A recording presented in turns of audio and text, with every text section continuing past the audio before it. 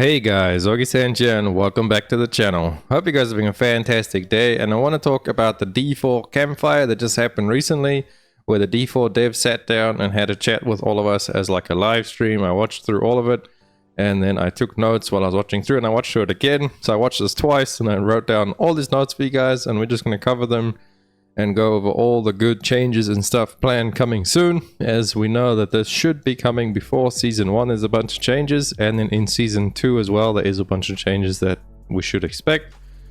And Season 1 they think is going to be mid to late July, so pretty soon, within the next couple of weeks. I mean, that's next month, and next month is what's today? It's like the 20th, 22nd today, so we've got a week left of this month. And then mid to late next month. So only a couple of weeks before we should see Season 1. And they said season are going to be like 4 times a year, so quarterly, so 4 months. So the Season 2 changes we should see within the next 4 to 5 months, obviously. But without further ado, let's get through the notes. Early July, next developer update live stream, talking about update and Season 1. Early in the month, they will have a developer live stream, the developer update. It's more like serious live stream where they actually go over updates and everything and talk about it. As the Campfire one was more of a casual, just them chatting to us and going through stuff and stuff like that, and all little hotfixes and changes happening. But yeah, so we can look forward to that coming pretty soon. And they had a 13-page document containing chunky patch notes, so there's a lot of changes coming. Hopefully they're really good ones. Hopefully we're getting buffs and all that good stuff. They said they do want to work on start to buff things now, coming out of full force, so now we can expect the buffs. But the biggest thing for me, nightmare dungeons are being buffed. That's going to create a waypoint for us to teleport straight to them. So I believe how that would work is you just, you open your sigil and then it like lights up the nightmare dungeon. It's probably going to be able to let you just teleport straight to the dungeon, so we don't have to run to them anymore. So we can just spam farm these back to back, just teleport to them right away. That's going to be huge.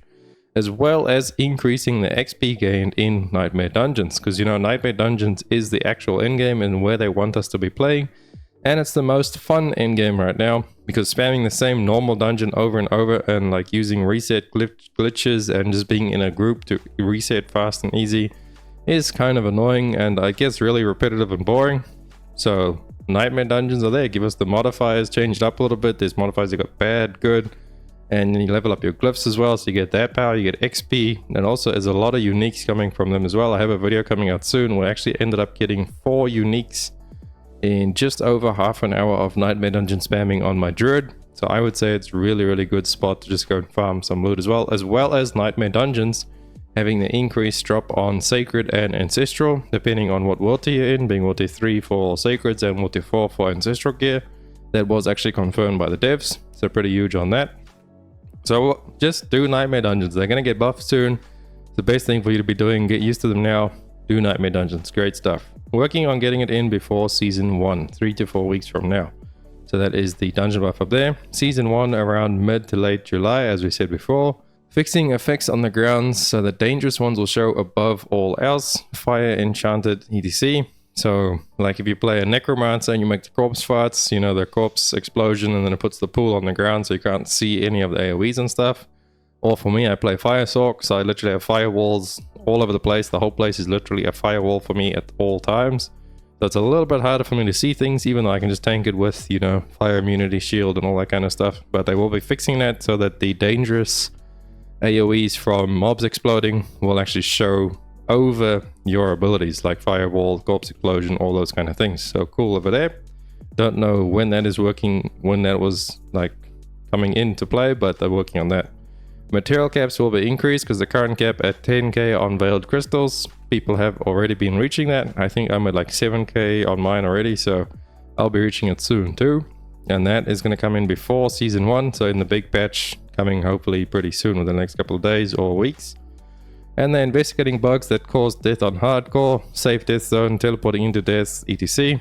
So like, I don't know if you guys saw the clip of Quinn where he finished a Nightmare Dungeon and he was inside the safe zone bubble and he teleported out, and then his game crashed once the teleport had already gone through, so the loading screen came out and he logged back in and his character was dead.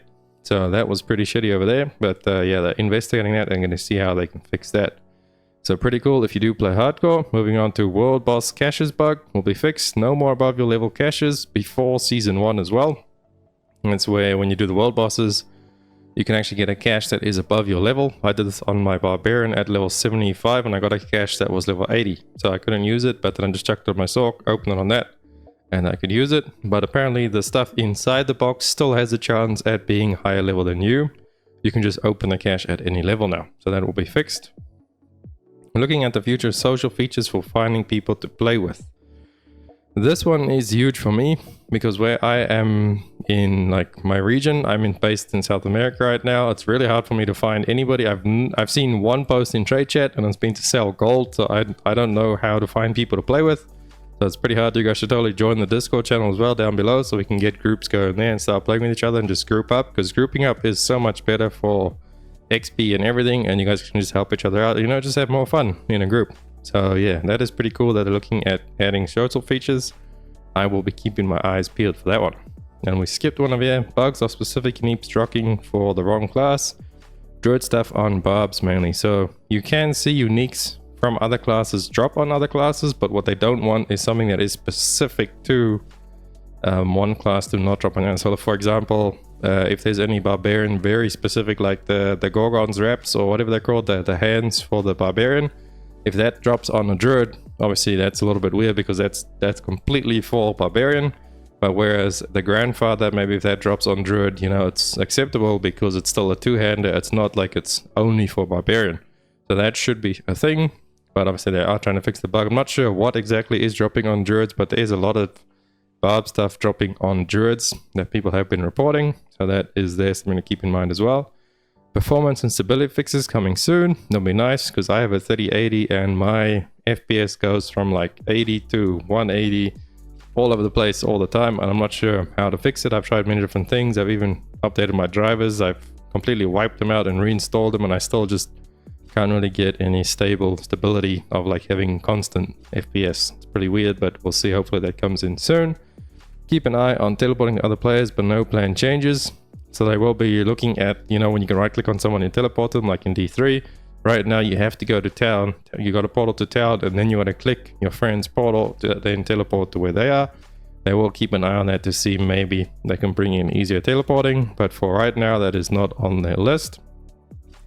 We'll be buffing many builds and abilities. We'll be careful with resource buffs, because there was a question asked for them if they'll buff like gaining resource, because a lot of classes right now is that's their biggest weakness, is not being able to build enough resource. Well, until you get to like the end game and you level 100 and you have all your glyphs and everything, resource being like one of the hardest things to manage right now as a newer class and as a lower level. So they said they will be buffing stuff, but they're going to be really careful with the resource buffs, because obviously if you buff that too much, then you just have a war and barb spinning around doing infinite amounts of damage, and just like druids running around smashing pulverize on the ground and just deleting whole maps. So I mean, they do that anyway, but it just takes a little bit more time to get there. We'll add more haircuts and character customizations. For all you character customization freaks out there, you get more haircuts and things. I myself literally click randomize 3 times and I go with it. That's what I do, the 3-time rule. Anyway, changes for Season 1. Altars of Lilith will stay. So this is the reset with your renown. Altars of Lilith will be staying. Found altars will also be shown on the map on all characters, so you can see the location of all of them. Fog of War will stay how you have it discovered. So right now in the game, if you have the whole map unlocked on one of your characters, right now if you log into a different character that you've skipped the campaign with, the map will still be grayed out. You'll only have like the main city waypoints unlocked on it, but the rest of the map will be blank. I mean, will be Fog of War. Right in the change in Season 1, whatever you've discovered will be open, so you can see it all and find all the dungeons and everything right away. The only thing is the waypoints, you actually need to go and claim them again. Only the capital cities waypoints will be unlocked, as we have written down there. You'll start the season with some amount of renown. Side quests will be reset, and you will not get the Paragon points at the end of the renown bar right away. We'll have renown for revealing map exploration and Lilith statues, automatically getting you to the first 2 tiers of renown. So you know the renown has the 5 tiers at the bottom, where you get, I believe it's like 1 skill point, a potion charge, another skill point, obols, and then Paragon. You will get enough renown just from discovering things, and from the Altars of Lilith you'll keep all that renown to like boost you into the first 2 levels. So you'll get the 1 skill point and you'll get the potion from all the zones. So you'll end up with 5 extra skill points to start off straight away in a new season. Really nice for everybody there. If you have completed, obviously, your little statues and discovered everything before. If you're starting fresh, new in Season 1 without playing before, you've still got to do it all anyway, but that's your first time then too, so it doesn't really matter. Yeah, that is how it will be working. I will be making another video going more in depth on the season stuff once we do know a little bit more, but right now this is all we really know. And then in Season 2, the changes that I'm looking for is to add the gems to the currency tab. So right now they just go into your bag and they clog up your bag and then your bank, so there's not much space as it is already. And then they're going to try and put that into the resource tab, so you can just go to the jeweler and craft the gem that you want straight away, just to pull it out from your resource tab, the same as how crafting and upgrading works will just be in your resources. So it'll be a lot easier to manage over there. And resistances will be worked on change. We'll take more time working on it. Around Season 2 is when we should see changes to resistances. So right now resistance aren't working as they should, and they're getting calculated, I believe not enough. But basically all raise right now is trash. Just take armor. All raise doesn't really do much for you. There's too many things, especially when you're in World Tier 4. I think it's like 40% reduction to all resistances. So you've got to have at least 40 reduction or 40% or like a high amount of reduction always in everything once you hit World Tier 4 for even to get above 0, if that makes sense. So I'm not sure how it all works, but all I do know is the values on it are very undertuned, and all raise doesn't really do much for you or any resistance in that matter.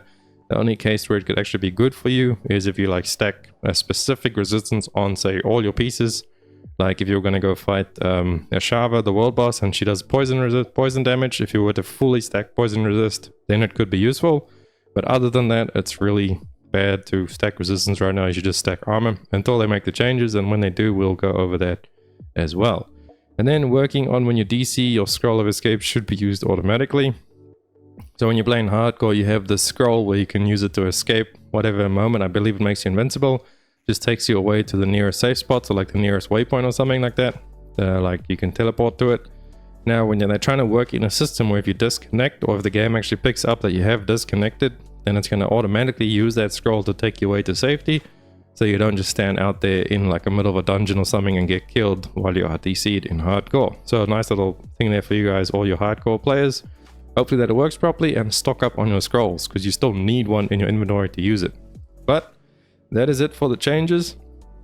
Honestly, looking pretty good. I'm pretty happy with the nightmare dungeon stuff, because I love doing nightmare dungeons, so that buff is going to be huge for me. The XP and the automatically teleport. I'm going to be leveling lots of ults straight to nightmare dungeons, getting up those glyphs right away. That's it for this video. I hope you guys liked it. If you did, please drop a like and a sub. Helps me out so much, and I'll catch you beautiful people in the next one. Augiesaint now. Run free and dive into the sky. Hear the wind cry